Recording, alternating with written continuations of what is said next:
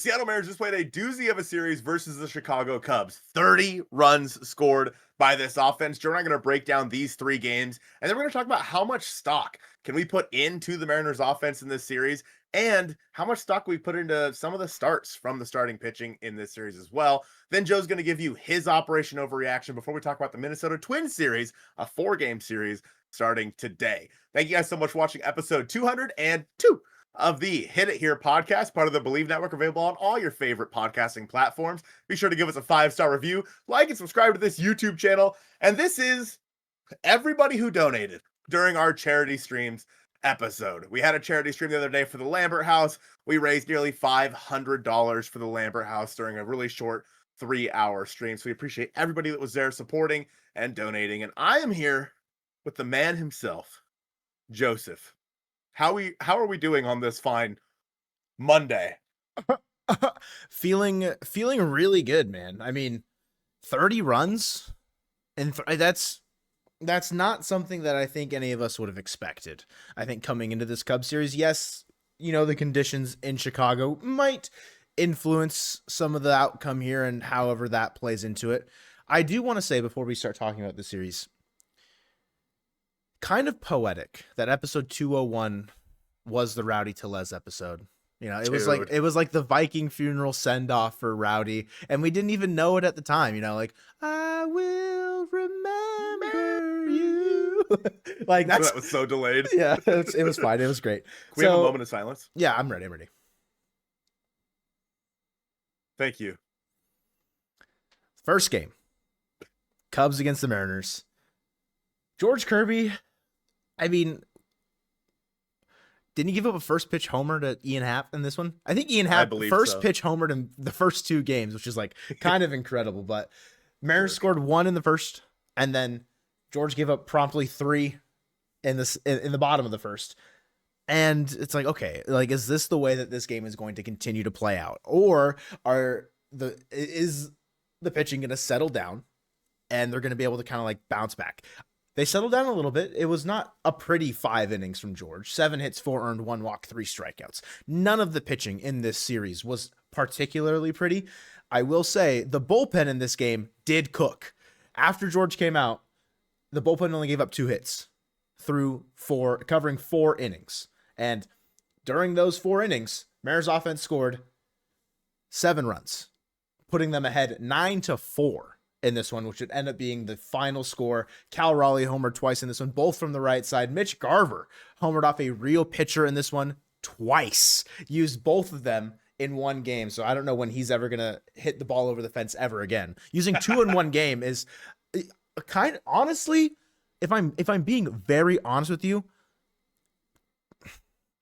kind of it's irresponsible from Mitch Garver to use both of them in this game. Because we know he is not due for another homer for at least another month after getting 2 in one game. Let's be honest. Yeah, he hit the game tying home run, and then he just hit a garbage time 3-run home run to really seal the deal on this game. A garbage time, classic Mitch Garver. Now it was good to see both catchers just really getting into it in this game. Cal continues to have an incredible season. I Bleav did he homer he homered in all 3 games in this series as well. Correct. It's just ridiculous. Look, I mean, we're out of words to describe the way that Cal Raleigh is playing. Again, he homered in the second game as well. The Mariners did lose that game 10-7. You had Emerson Hancock on the mound. Just a not pretty start from Hancock. But we'll talk about it in a little bit. The conditions, especially in game 2, were just bad. I mean, we saw 2 guys go down with heat exhaustion, the home plate umpire and Trent Thornton. Pretty scary moment there on the field. We were literally talking about it during the live stream. It was wild. Yeah. A lot of hits in this game. The Mariners had 14 hits, scored 7 runs. The Cubs, 9 hits, scored 10 runs. Overall, rough outing from Hancock. He gives up 9 earned runs, 3 walks, and 5 Ks in this game. Only gave up 6 hits, but 9 earned. A lot of homers in this game from the Chicago Cubs. The wind was blowing out. It is what it is, right? I mean, the Mariners, like I said, still were able to hit the ball. Luke Raley, a big 3-for-4 day. Donovan Solano, a second 2 3-hit games in a row, turned into 3 yesterday on Sunday, because it's definitely Monday. Wink. Yep. JP Crawford continued his torrid stretch. Yeah, just The Mariners offense was good, but the pitching, not so much in this game. And like you mentioned, the conditions in all three games, it was going to be a slugfest, a messy slugfest at that. And that was just, it showed true in every single game. It was not a pretty 9 innings played by either team, I would say. But luckily enough for the Mariners, the bats were better in the final game, in the third game. 18 hits. Absolutely insane. This was the weakest pitching matchup that they faced in Colin Ray, I would say. First game started by Matt Boyd, and then he's sad because it lost him our matchup in fantasy. I picked up Colin Ray, dude. I'm finally in the win column in that league. I was losers of 4 in a row. Feels good to be back up on the horse, but at the expense of she Aaron on my judge, or whatever your name is. Yeah, she Aaron on my judge until I rise. Yeah. At the expense of that team losing. But 14-6, the final score in this one. Cal homers in this one again. A 2-for-3 day. You mentioned Donovan Solano, another 3-hit game. Like the bottom third of the Mariners order. 3-for-5, 3-for-5, 3-for-4. 4 homers from the bottom of the third of the order. Donovan Solano with 2. Dominic Canzone with 2. Logan Gilbert goes 5 innings, 8 hits, 4 earned, 6 strikeouts. Seiya Suzuki tagged him for 2 homers in this one, but the bullpen does come in and cover decent ground. You're making a face like I'm missing. No, you're not. Can I be honest with you? Did you not notice that? I only got to watch bits and pieces of this game. I didn't realize Donnie Barrels homered twice. Oh, Donnie barreled. He double barreled. He's got a double barrel shotgun up in the dish today. Okay. Yeah. Bars. Yeah, I just like, my dad said something about it. I'm like, yeah, he just hit the one today. My dad was right. He did hit too. Dad, if you're watching this, I know you're not. I'm sorry.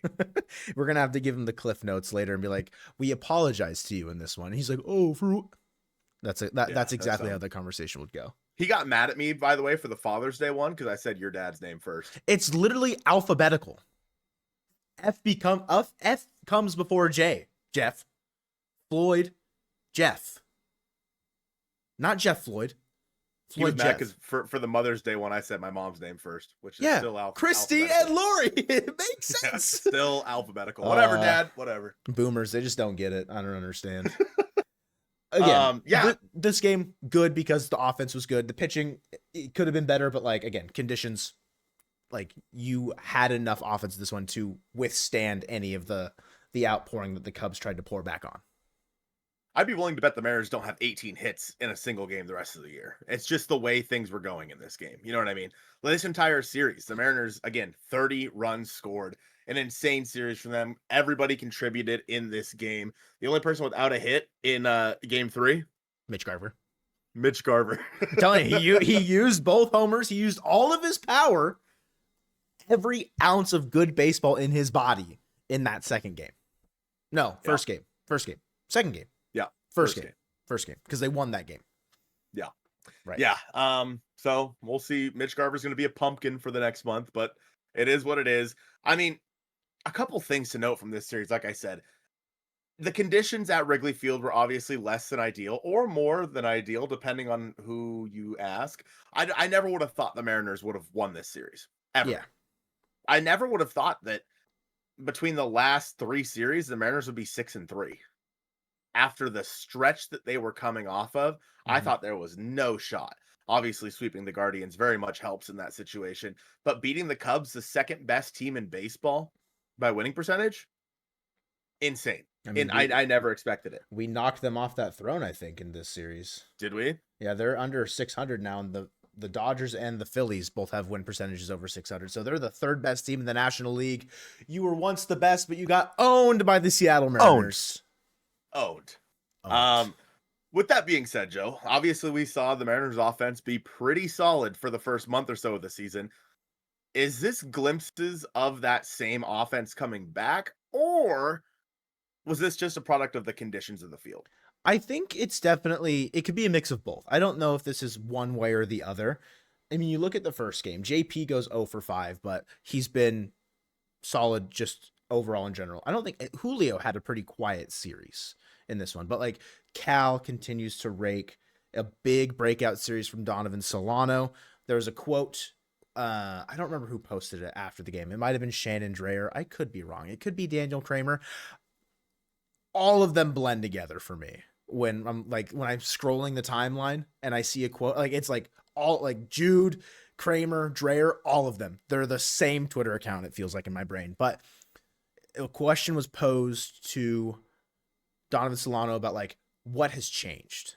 And he started off his answer by saying, I just never quit, or like, I never quit. I just don't quit, about something like that. So like a professional answer from a professional baseball player who's done it for 5 years running, essentially. Yeah. Donovan Solano, you have a tweet out there that said, I don't care. I could be very wrong, but I want to say it was something about him hitting like a walk-off in the World Series, and you would never forgive him for the way he was playing the beginning of the year. I'm pretty sure that tweet exists. How do we know I tweeted it? Because I don't know if I'd handed in my DBDC yet, the Donnie Barrels defense card. I don't know if I'd handed it in yet. I handed it in earlier in the year, but that's not the point. Yes, his beginning of the year play was awful. This series is a great breakout series for him in general. We'll get to more on him later, wink, wink. But Luke Raley coming back is huge. I think that could be a big spark plug as well. Yes, it sucks losing a guy like Rowdy potentially. I mean, I doubt he's going to accept his, like, he's not going to go to Tacoma. So it's like, no, what, But when Cal continues to rake, I mean, Randy had 3 hits in the first game as well. Like Ben Williamson and Cole Young, 0 for in the first game. I don't know. Cole Young didn't play in the third game. Did he play in the second game? He came in the third game. Oh, did he? And had a base knock. Yep. Oh, scored, okay. And scored an RBI. Oh, okay, gotcha. So yeah, I think that both things can be true. Like, yes, conditions helped the offense in this one, but it also looked like a more competitive and more competent team at the dish. Just in general, not even just with the outcomes, but a lot of the decision making and getting the bat on the ball itself. So again, multiple things can be true about what played into the offense.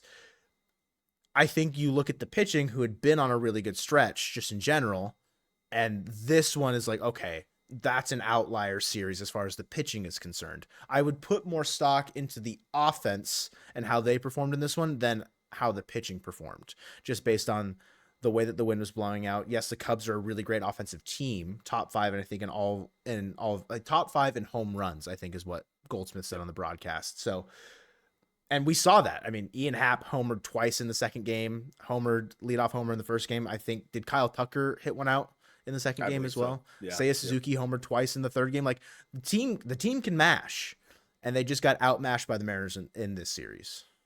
Don't forget CVS standout Reese McGuire, who had a couple of home runs in this series as well, and then got thrown out of the game in game 3 in the 9th inning. Oh, in the 9th inning, they walked. It was a border. It wasn't even borderline. It was a ball, but the Mariners were up 14-6, right? But they called it a ball. It was ball 4 to Miles Masterboni, and Reese McGuire started arguing. And I understand it, right? It's hot as hell. Yeah, just get us off the field. We're losing by 8. Get us off the field. But yeah, it was pretty wild. So yeah, I agree with you. I think that when it comes to the pitching in this series, especially the Emerson Hancock start, right? He's been so good for this team recently. I hope this doesn't like derail him. You know what I mean? Our boy Emerson Hancock. I hope that he did you keep that in the last Hell episode? No. Oh, unfortunate. It got cut. In the last episode, just for spoilers here, Joe called Emerson Hancock Emerson Hancup. And I know that nobody watched the last episode, but like it took us, we were falling apart, man.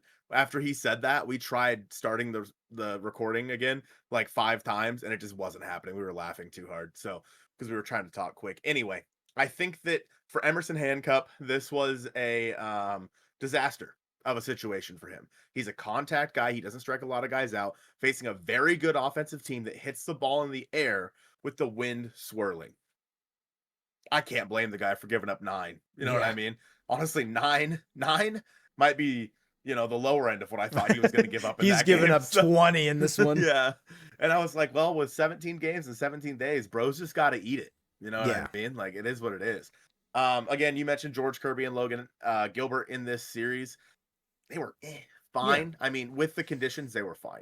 You want them to get you more though, because of the stretch of games that they're going to be playing.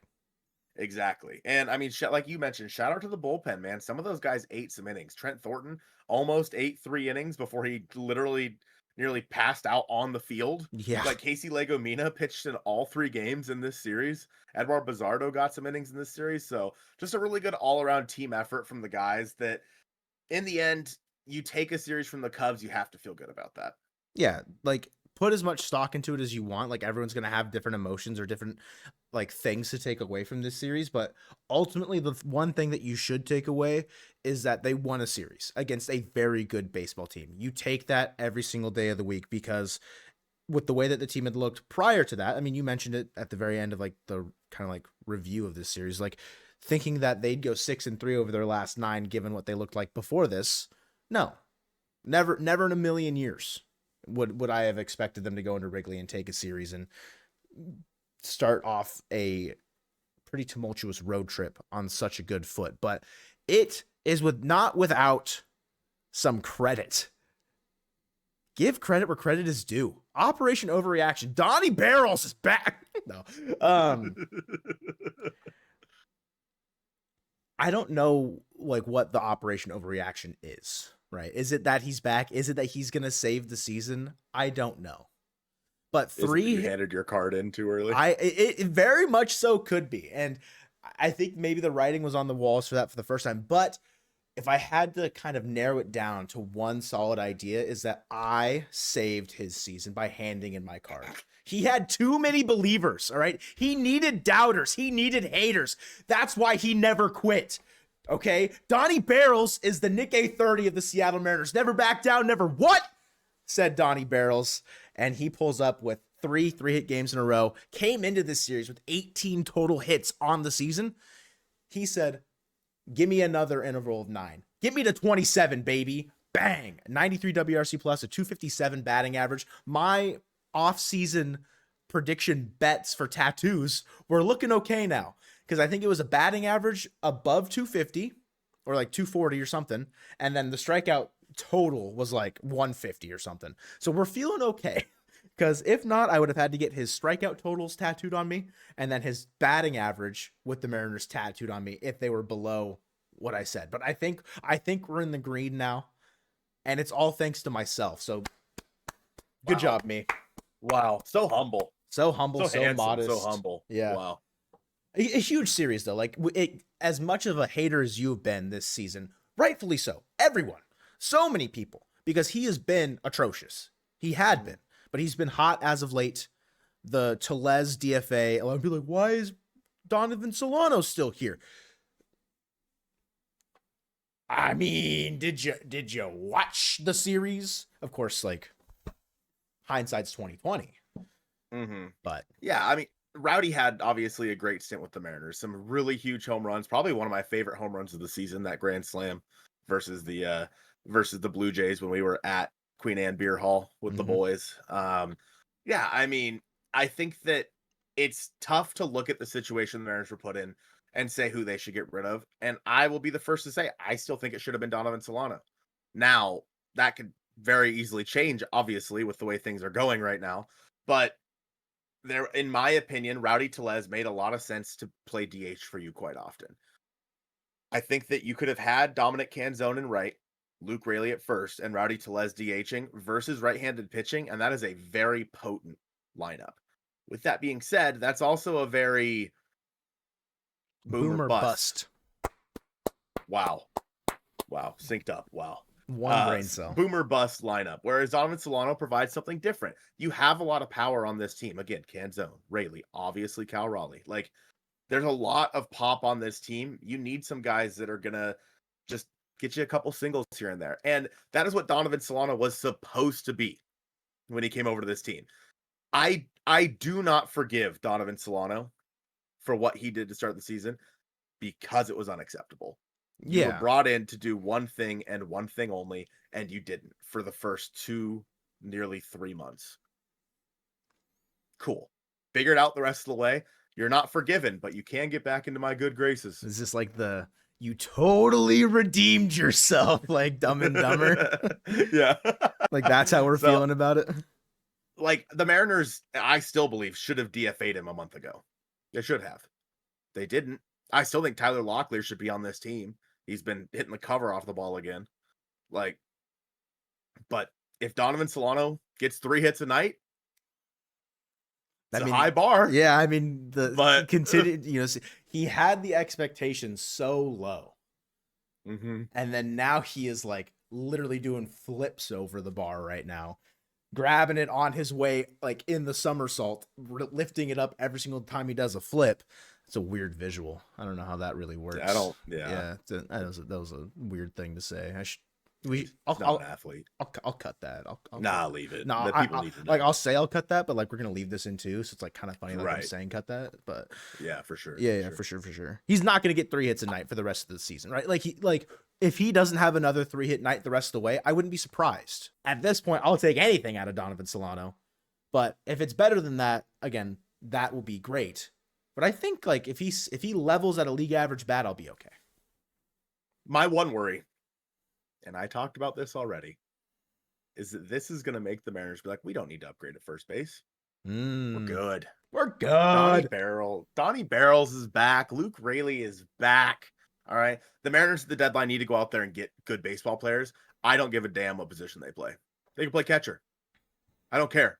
Put them at DH. Yeah. I don't care. Get good hitters. This team needs it.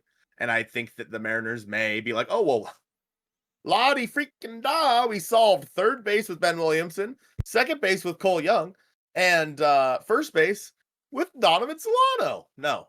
All right. You can't expect these guys to continue doing what they've been doing. And so I do worry about that. But I will be interested to see over the 4-game series versus the Minnesota Twins, how many ABs Donovan Solano gets. He's earned them over the past 3 games, right? He has earned his at-bats versus right-handed pitching. But at the same time, what do? Do you have Luke Wrigley in right field, Dominic Canzone DHing? Is that kind of where your head's at? Pause, I have to pee. Yeah, just hold that. Hold that until I get back. Don't laugh either. It'll be really sad if you laugh.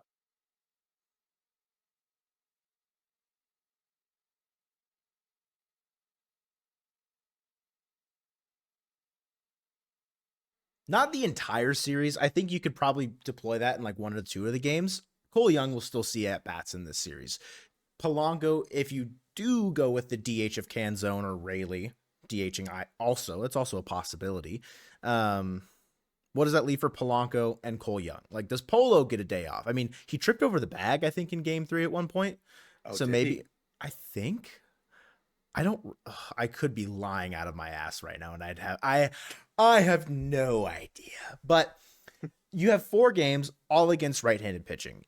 Cole Young will get hopefully 10 at-bats in this series. That's like where I'd want his benchmark to be.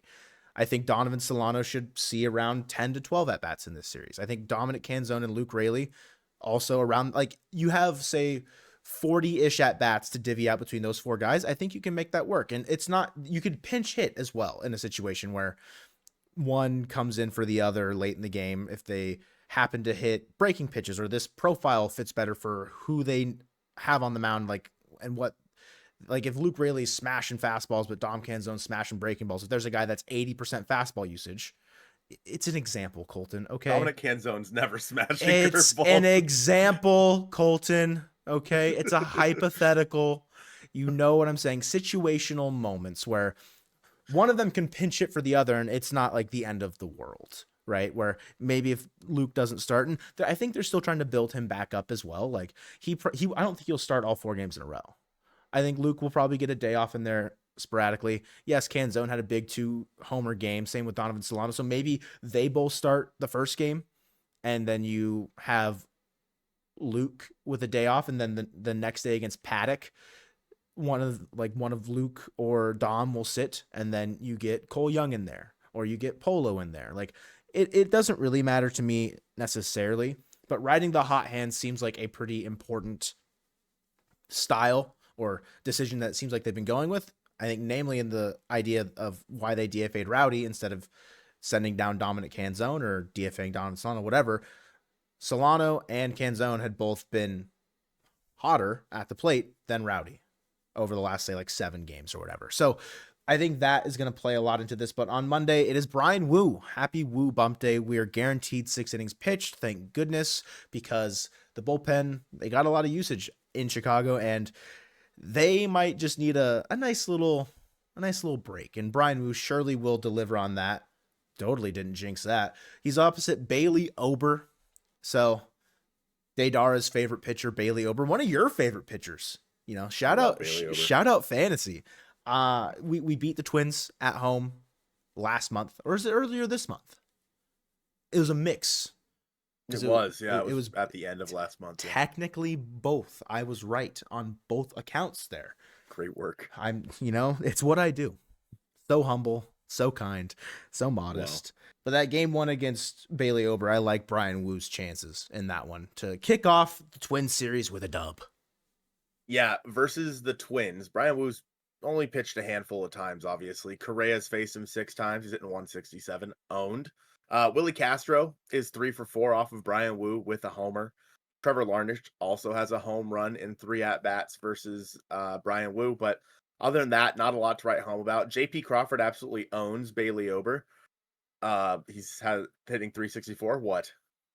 Just finish your thought. He's hitting 364 versus Bailey Ober. Cal Raleigh, 125, but has a home run and 8 at-bats versus Bailey Ober. So I do think the Mariners have a chance in this game with Brian Wu on the mound. It's going to look to continue his all-star bid. What?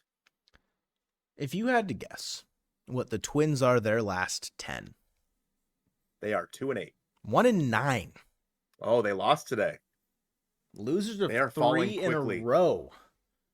Catching them maybe at the exact right time or the exact wrong time to piss us off even more. A 1-9 baseball team the Mariners are going up against after a big series win against the Cubs with Wu Castillo as your first 2 games. Like, that has to feel good. Castillo opposite Chris Paddock in the second game. I think a lot of fastball usage in this one. I think with the Twins kind of scuffling, those 2 starts from Wu and Castillo back to back should net you at least 13 innings, I think, from your starter. 1 will go 7, 1 will go 6 is where I'd kind of pencil them in at as like how I would hope that this goes for them. And you're in Minnesota, like, yeah, sure. You're in a away ballpark, but like, whatever. It doesn't matter. The Twins are a little bit better at home, but we know that the Mariners have been, up until their skid, they were a good road team. They were like thinking back to like the Astros series when the Astros were the best home team, the Mariners were the best road team. Of course, some things have changed since then, but Castillo, like you have to feel good, or you should feel good, at least in my opinion, with Castillo in that game opposite Chris Paddock. Yeah, Paddock's good, but Castillo feels like another guy that's going to go out there and give you fingers crossed, a green line on Jake's quality start tracker.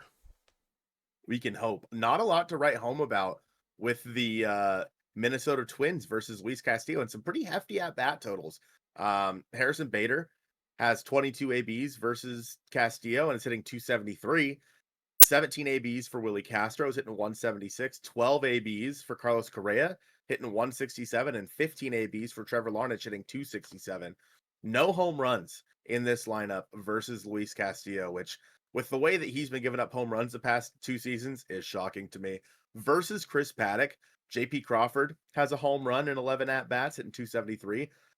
Cal Raleigh, of course, has a home run hitting 167. And then one Mitch Garver is 1 for 2 with a home run versus Chris Paddock. So maybe that's the game. Maybe that is the game where we see Mitch Garver get his start with Cal as the DH. But in game 3, George Kirby versus Joe Ryan. I'll be interested to see what George has. When you look at the pure numbers here, that looks like the Twins have the advantage. Joe Ryan's a great pitcher. I would say you need to run up the pitch count of the Twins, but they have a pretty good bullpen as well. So it's like it's tough to really say, if you can knock Joe Ryan out early, are you going to be able to get through Griffin Jacks and Joan Duran, et cetera, et cetera. George 1-3 with a 6.16 ERA on the year. We kind of know the story with him. Obviously struck out 14 just a few starts ago and had a little bit of a rough go of it in Chicago, which was kind of to be expected. Where are you at with this start? That's the game where if you lose it because Joe Ryan's really good. He's the best starter on the Twins, without a doubt in my mind. He has been very, very good. Just north of 3 ERA on the year, a 3.08. Or 3.06, sorry. It's a tough matchup with how George has kind of been scuffling. The way that he pitches to contact, it's not one that I'm necessarily looking forward to seeing the final outcome. But I mean, looking at the Twins offense, it's pretty league average, 102 WRC plus. They strike out 22.1% of the time, walk 8% of the time. So I think if there's a start maybe for a get right moment after kind of getting knocked around the last two from George, if he gives you 6, you feel good about where his season might be heading after that. But I said that about the Angels start as well. It is just overall a tough matchup against Joe Ryan, but maybe George rises to the occasion knowing that he's opposite, the ace of the Twins staff, if you will. Yeah, George, again, his last start, in my opinion, is kind of an outlier. I don't think he's going to go out there and strike out 14 every time, but I think he'll be somewhere in the middle, right? This Twins lineup, I will say, Willie Castro, Carlos Correa, Trevor Larnach, and Matt Wallner have all taken him in deep in very limited at-bats. So that's a little bit scary. Yikes. For the Mariners versus Joe Ryan, Julio has seen him very well in 9 at-bats, hitting 444 with a home run. We see Cal Raleigh, no home run versus Joe Ryan, but it is hitting 429. Dylan Moore in 7 ABs, hitting 571 with a homer versus Joe Ryan. And then Mitch Garver with 1 home run versus Joe Ryan, hitting 250. So, hey, maybe this is the Demo and Dylan Moore start right here. I don't know, but it's interesting to think about where the Mariners will be at facing Joe Ryan. I can't remember if they beat him in the first series or not. We didn't. Doesn't matter. In the final, oh, that's right, we missed him by a game, huh? Mm-hmm. In the final game, Emerson Hancock, coming off of a very bad start in Chicago, is going to be opposed by Simeon Woods Richardson. Simeon Woods Richardson was really good last year. Not so much this year. Has a 5.06 ERA on the year with 46 strikeouts. Hancock has 5.43 ERA with 50 Ks. He's 3-3 on the season. It's a tough one to look at because obviously we know that his ERA is very much inflated by a couple of rough starts. Mm-hmm. So I'll be interested to see what he can bring into this start versus the Minnesota Twins. Yeah, Woods Richardson doesn't really strike out a lot of guys. A 7.76 Ks per 9. Like, I think that should bode well for the Mariners. He pitches to contact a decent amount. It's weird. Like 5.06 ERA, expected ERA of 4.97. His FIP is 4.58. It's just, he's been pretty mid. He just has not been as effective. And looking at the home runs per 9 maybe could tell you where that comes from. 1.08 last year. It's up to 1.35 this year. So maybe chicks are digging the long ball against him a bit more this year. And listen, I don't know if Cal's hit a home run against him, but boy, if there was ever a time to do it, it would be in this series. Cal Raleigh's 0 for 1. Well, versus Woods Richardson. I could fix that, says Cal Raleigh. There is one person in the lineup that has a home run versus Simeon Woods Richardson. Can you guess? Donovan Solano. Yes. Let's go. Donovan Solano is 1 for 1 with a home run versus Woods Richardson. I mean, the most at-bats on the team is Julio with 3. Yeah. Versus him. And obviously not a lot from the Twins versus Hancock as well. Ryan Jeffers is 1 for 2 with a home run off of him. Other than that, that's really all there is. So, yeah, interesting matchup there. Kind of a toss-up game, in my opinion. I don't really know. I feel like they're kind of similar pitchers. You know what I mean? The two between Hancock and Woods Richardson. I'm not really sure what to expect out of that series, but give me your record in this series. What is it? I think you're coming away okay 2-2 because you won the Cubs series, but I think you can go 3-1 in this series without me thinking that they overperformed. I would want them to go 3-1 in this series against the Twins, especially since they're scuffling. with the way that the pitching matchups lined up, like I expect you to win the first two, lose the third game against Joe Ryan, and then win the finale against Simeon Woods Richardson. So that's where, like, and that is a pretty, I think, standard roadmap for this series. If you were to lay it out, what you'd expect. I don't think that's necessarily a crazy take. Yeah, I agree with that. I think at worst you should be 2-2. You should definitely not lose this series. I mean, with the way your pitching staff's been going, minus the Cubs series, with the offense that you just had, even though it was the Cubs series, like I feel like you should definitely at least split this series. Obviously, it's hard to mop in baseball, but hey, if the Mariners really want to get this season, continue it going on the right foot here, they should mop the Twins. But that's going to do it from us here on episode 202 of the Hit It Here podcast. We appreciate you guys watching this one, and go Mariners.